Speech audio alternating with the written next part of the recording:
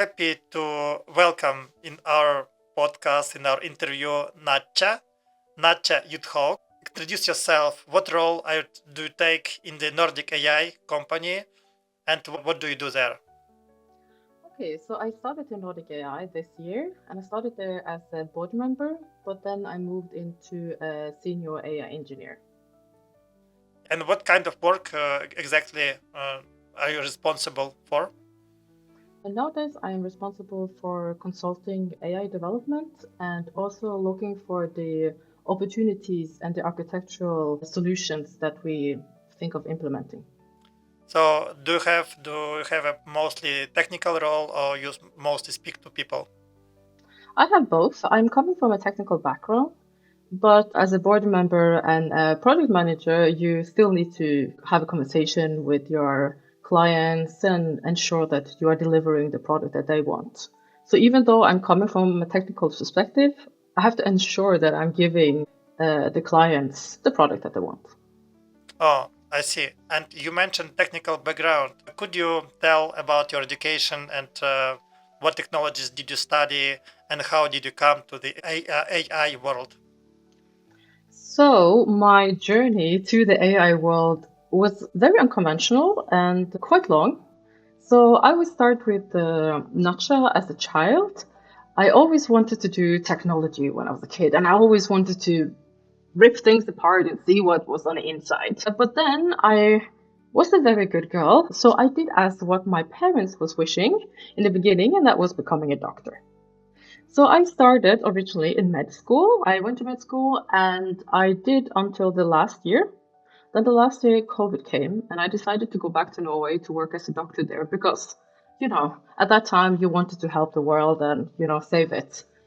And then during COVID, I realized how much I actually love tech and how much I wanted to be in the tech sector and not in the healthcare sector. So what I did, I kind of looked at the world, and I think a lot of people kind of had a pause when COVID came and kind of like, what am I doing with my life? I could be gone tomorrow if I catch COVID. At least back in that time, we didn't know. So then I was really into tech, and a lot of my friends, I was talking a lot about tech with them.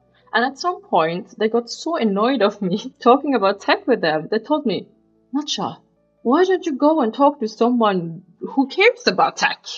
And I was, back then in med school, I was kind of like, but where am I going to find these people?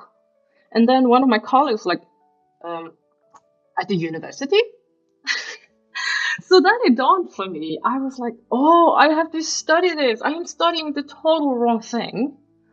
So then I kind of did a 180 degrees turnaround and I started computer science. And I have to be honest, I was so scared to tell my parents I stopped med school because I only had 1 year left. And they have been very supportive of my education. And I totally understand their disappointment when I quit and started computer science. But I have to tell you, I didn't dare to tell them I quit until I finished my first year in computer science because I was not sure if I actually wanted to pass. Like I was at that point, I've been stuck in biology and medical sphere for so long, and then starting computer science is something totally different. But then, as with a lot of other people, when you do something you really love, it's not hard to learn. So that's when I started computer science. And from there, I wanted to use my medical knowledge. I didn't want to lose that. So I wanted to go into AI and help using AI for, medical diagnostic and stuff like that. And then, my AI journey just went upward from there. So I've been working with AI since 2003. I've been creating my own AI, creating models, creating AI that helps doctors predict cancer, uh, visual recognitions, and now I am actively working in the oil industry of Norway. And then I'm using that knowledge to help our clients implement AI automation. It's incredible. It's difficult to grasp your resilience and your that you had such a long path of studying medical science and then 1 year left and you switched like 180 degrees. So I think that that was very bold and courageous. And so, and you started already, you changed, you started implementing AI with medical science, and then you started doing with oil industry. So I think such a diversity of areas and industries. So I'm just curious because I read a lot of books about about longevity and how AI could change the path of humanity, of lifespan of a human. What is your view of this? Did you find some real world situations where your knowledge of AI could change even now without like long future, even now within these years, help somebody, or do you see some real world applications with not so much investigation in it? Of course, yeah, I see a lot of them. But I think most of the use cases is kind of like we still need to kind of like come to the an idea that the AI can actually do this type of things, such as medical consultation, which is a very untraditional, psychological help, or even legal help. So there is a lot of these things that I don't want to say that we are kind of like exchanging people for AI. It's more about making people more effective with AI. And I know that a lot of people hate this wording, but I have to say, me personally have become so much more productive, not just because AI can help me do stuff, but AI can also help me answer my questions so quickly. I remember when I used Lexicon, oh my God, it took me 15 minutes to answer one question. I can get answered half of my life stories on 15 minutes with AI. And when I have to say, I'm very happy I learned coding before AI came or LLM came and they became a normal thing because that really forced me to learn coding really hard. But when I did that, it took me so long time. And then when ChatGPT came, within a month, I have captured so many coding concepts just because I could get a fast feedback. Yeah, I see. You have experience in coding, but and you use LLM for your personal productivity. And what do you recommend for layman, for general people? What is the path to productivity? Just use ChatGPT and ask questions, or do you recommend to study Python and go the hard way to create your own system, etc.? What is your recommendation? I'm sorry, I didn't catch the first part of the question. Can you please rephrase it again? So, what do you recommend for a person, for a layman, for a usual person who wants to upgrade his productivity? To just use ChatGPT and ask questions, or do you have some to create his own system, or to start learning, studying coding with Python or other languages, programming languages, and do some fancy stuff? This depends a lot what your goal is for using AI. If you use coding, for example, I would recommend, first of all, to learn a little bit about AI. If you are planning to use it for code, I assume that you have a little bit technical knowledge. So I will recommend you to first read a little bit about the different AIs because we are at the point we have so many AIs, but they are good in different things. So you have to kind of select which AI you want to use. And just because your boss tell you to use exactly that AI, just remember the technology is developing fast. So just because your boss told that was the best last month doesn't mean it's going to be the best next month. For the general people who wants to use AI, yes, ChatGPT is very good and does most of your tasks. But be very aware, and I have done this for my own study and for my own research. LLM is not good with dealing with numbers. So yes, you can ask it for a formula, but be very cautious about the calculations it's doing. So this, I will recommend you actually to do it by hand or do it in Excel or ask it to produce a code. But if you are not technical expert, then I recommend you just go with simple Excel. And another thing, just because you can use AI doesn't necessarily mean you should use it always. And you spoke about ChatGPT and OpenAI. And what LLMs do you use yourself? Do you use all of them, like Anthropic Claude, Gemini, DeepSeek, and maybe more? There are more of them at the moment. Or do you prefer to stay within the leader of OpenAI?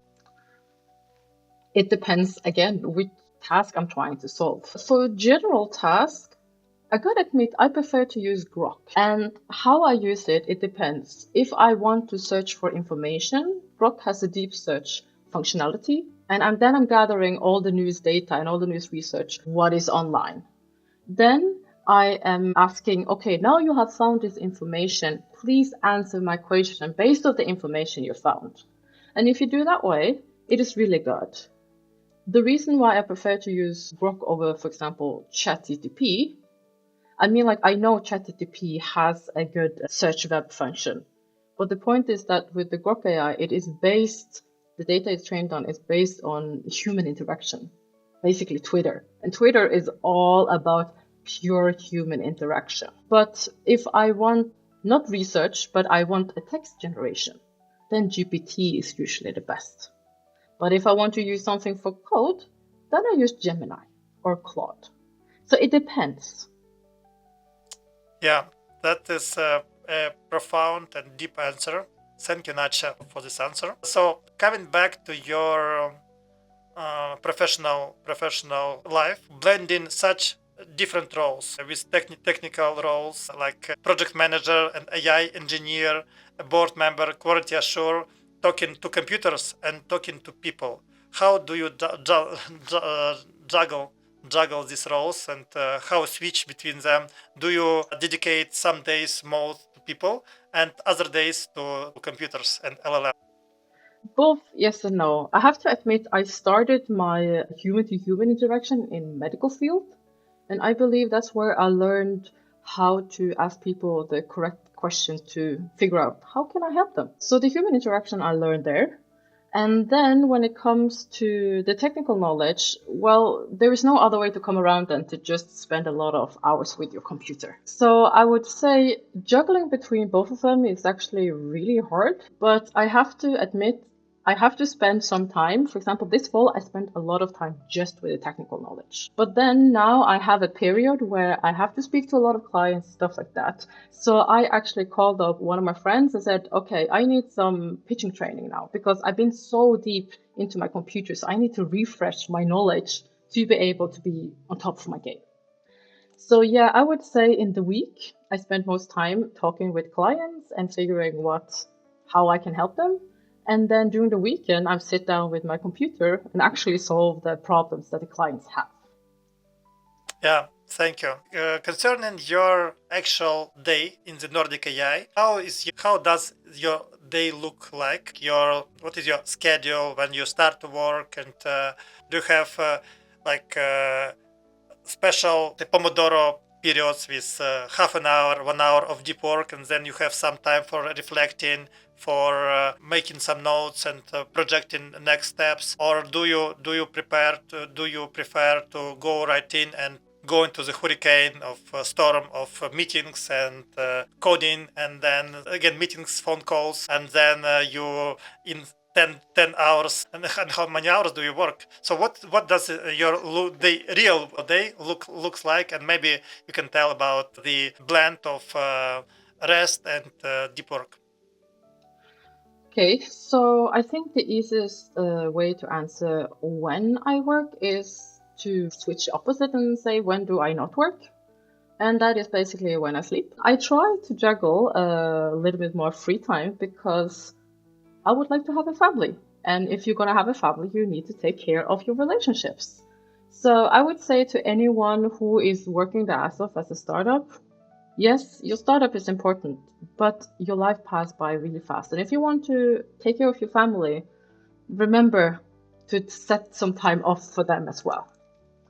When I come back to my daily, it's usually I wake up at 7, I check my emails, I check my schedule, and I'm a person that likes to plan far ahead. So usually when I wake up the day, I already have planned what I should have done the day before in the evening. So when I wake up in the morning, that's usually just for confirming that I can continue my planned schedule. And then if there's something urgent come up, I obviously have to reschedule. Then I usually start my day with a few meetings, and that usually has to do with coordination. What should I do during the day? What was left from the day before? A lot of coordination. Then I usually sit down after lunch with some problems, with some work needs to be done. And then around 3 o'clock, I usually take a break because my head is so full. Then I go for a walk with my dog, or I do some training session, eat. And then in the evening, usually when people is finished work, because that's when I usually get peace, that's when I sit down and actually start computing things and try to solve the problems I wasn't able to solve during the day. Meaning I have two ways of working. It's the interaction with other humans where I air my thoughts and we have a conversation of how it's going to work forward.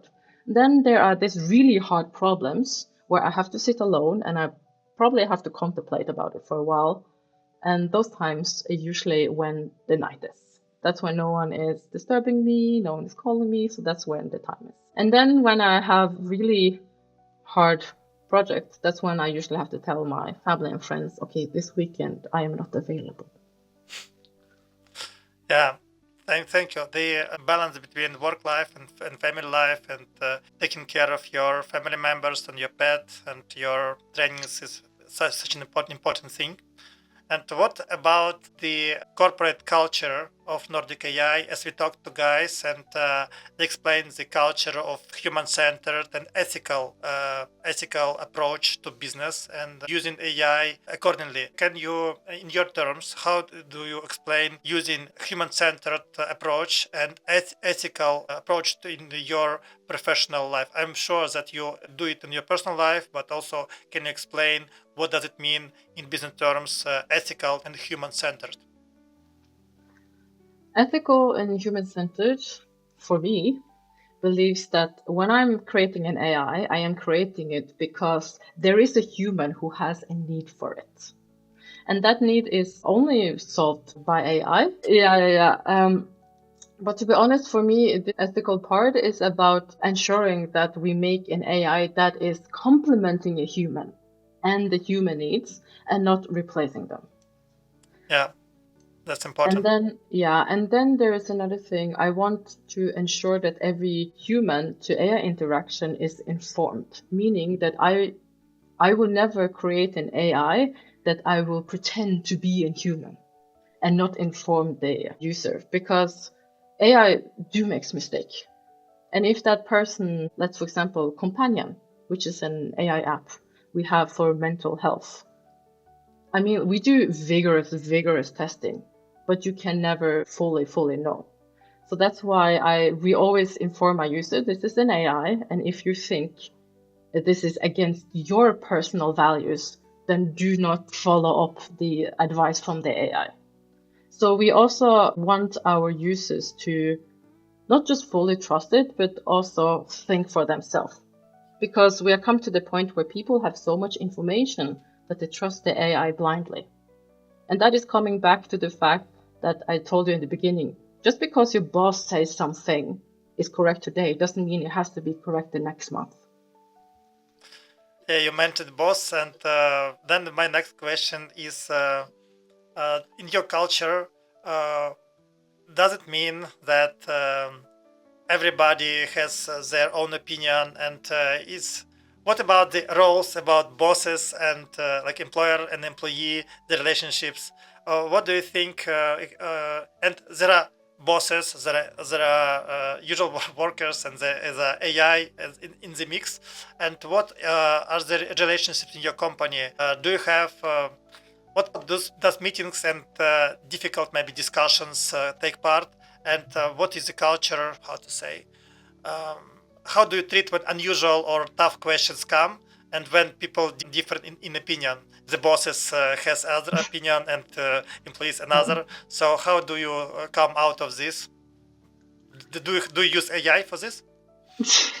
Actually, that was a good idea. We haven't tried to use AI for this. We haven't have to agree, like we haven't had any big disagreement yet.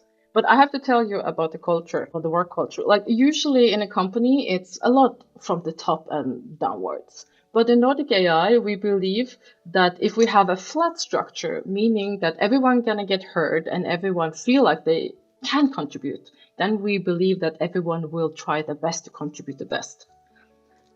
So we're trying to have a flat structure, but at some point, someone has to make a decision. And if there is an agreement, a disagreement, then one, we could do a voting, or we have to agree that the boss is the boss and he is the one who decides. So it's more about you as an employee also have to respect the wishes of your boss, but your boss also have to respect you in turn. Yeah, thank you, Natcha.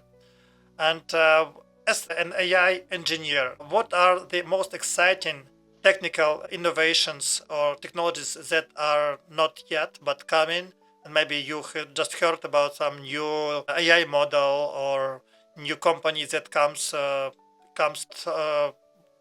What changes did you notice last weeks or months in this AI field?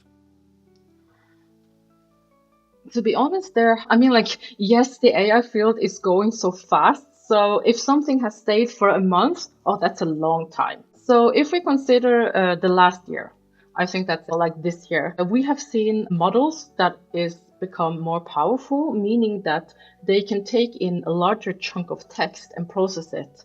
Because before, our main problem is that the model was so small that they couldn't process enough text to give any value. But now we're getting to the point where they're actually able to process books at the time. And that's when the value is starting to get, because what AI is best in is helping us retrieve information. Another development I see, and I think that's good, is that it's coming up a lot of data centers. And I'm talking about data centers that is independent from the big five. Meta, all of this, which meaning that we see that the price of using an LLM is decreasing, which is good for the consumer. Also, the price of storing data and having data center decreases.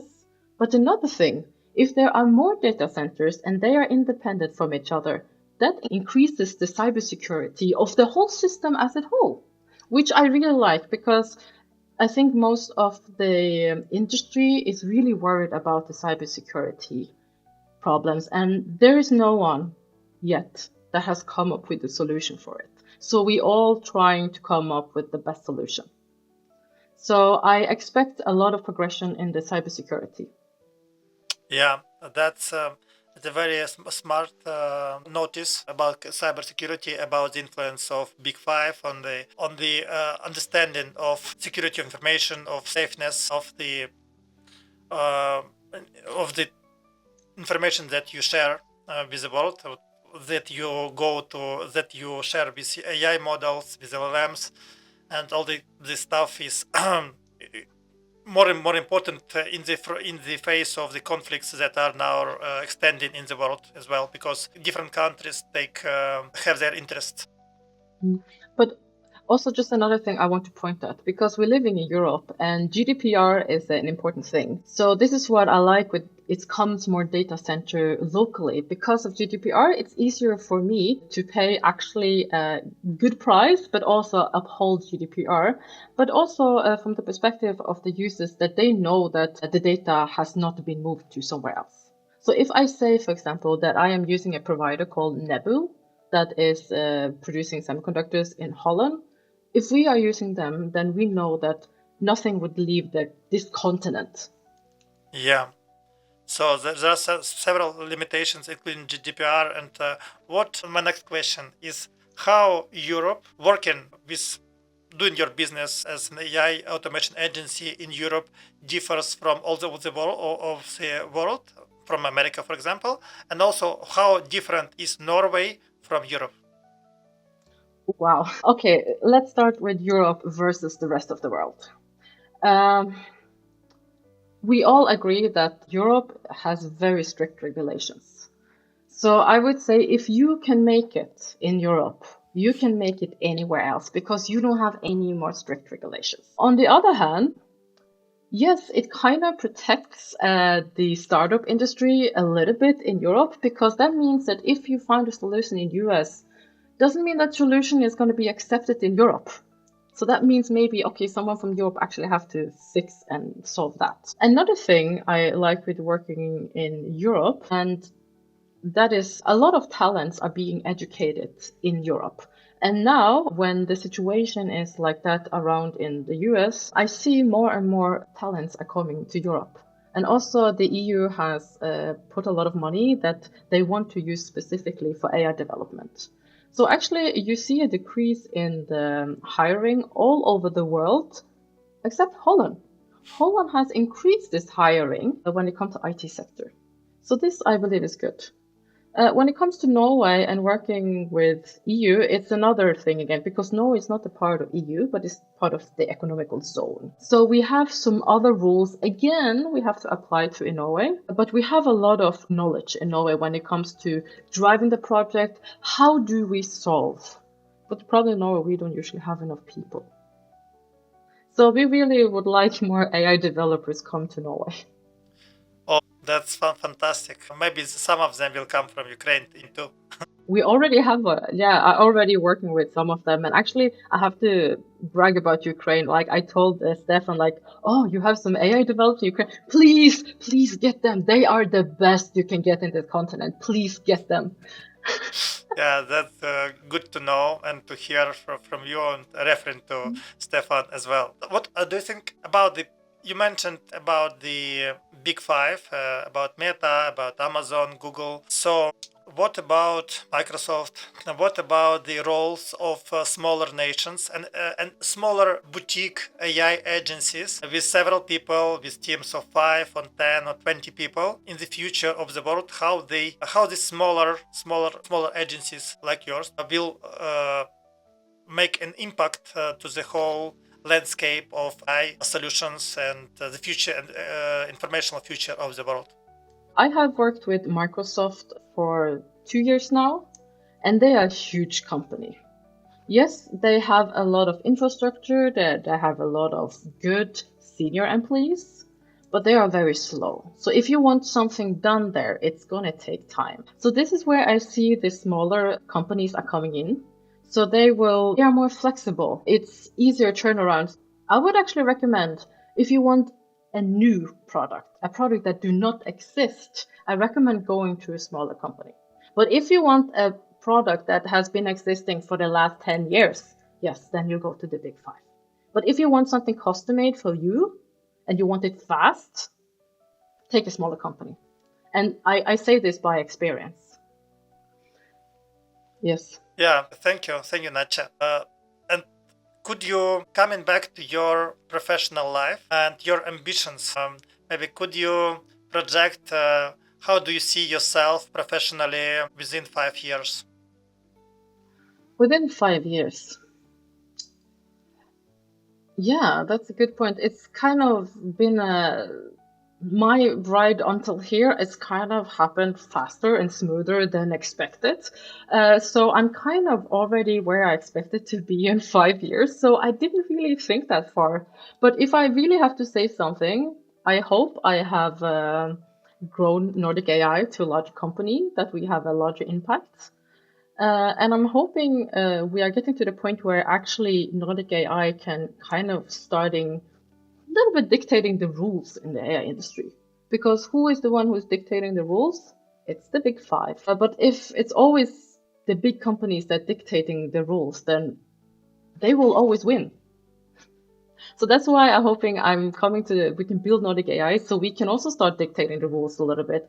So we can start having some unicorns in Europe. Yeah, unicorns is a good word. I have heard. I didn't hear about unicorn type of business even a year ago, but for last year I heard it several times. Unicorn business like a unicorn. So that's good point.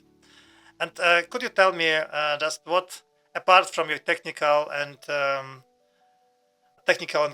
professional life, what kind of activities do you like traveling maybe, or do you have engaged in some sports? What else ignites you, or just spend your time with your family? I do like to hike in the mountains. We are lucky in Norway, we have very beautiful mountains there. When I was younger, I used to be a professional sailor. So, Singer? no, sailor. Sailor. Okay. So I wanted to go to the Olympics in 2012 in London, but then I started med school instead, as the good girl I was. But I would love to actually sail a little bit more. But then I'm also really into personal development. So that's where, for example, this app again, Companion, which I'm really burning for, because I'm going to tell a little bit personal story for myself. Back in the days when I was in med school, I was still fighting with myself. I had to go to med school, but I still want to do something else. And I didn't have anyone to speak to at that point because what my issue was, it wasn't a psychological problem because I knew what my problem was, but I just needed someone to speak to. At that point, I didn't have anyone to speak to. Giving this to other people will be a great thing through this companion. Yeah, that's great. That's a great point that you want to share. And about personal development, maybe could you recommend 2 or 3 books for me and for our whoever views this interview?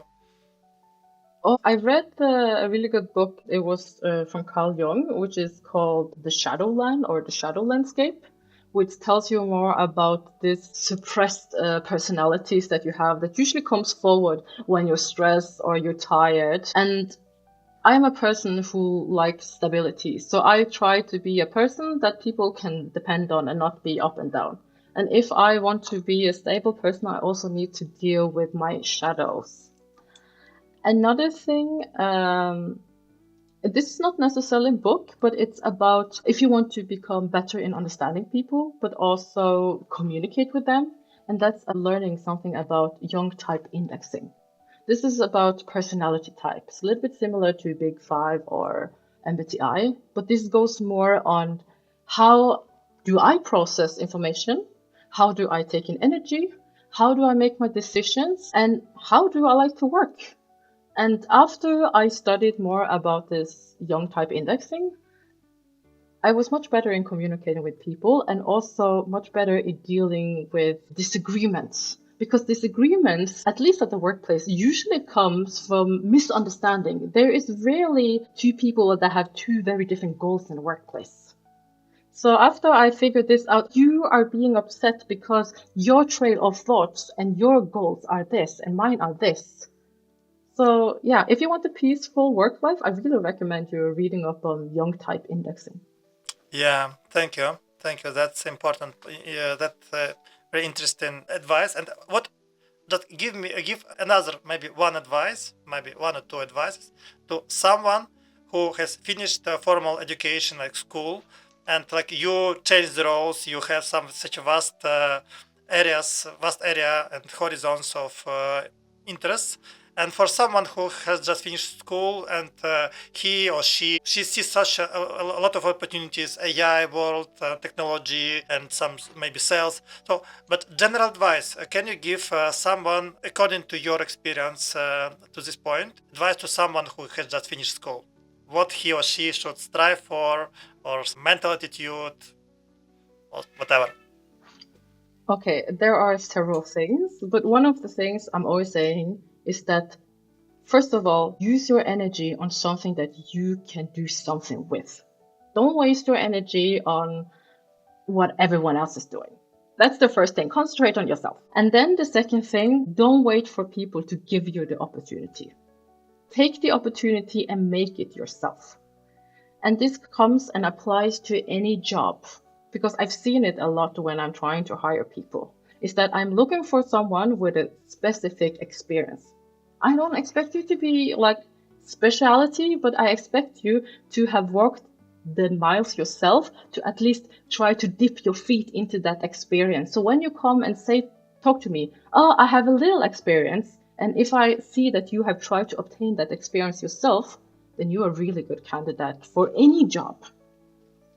So, and a good example for this is if you want to be a leader and you want to lead someone, don't wait for a job opportunity.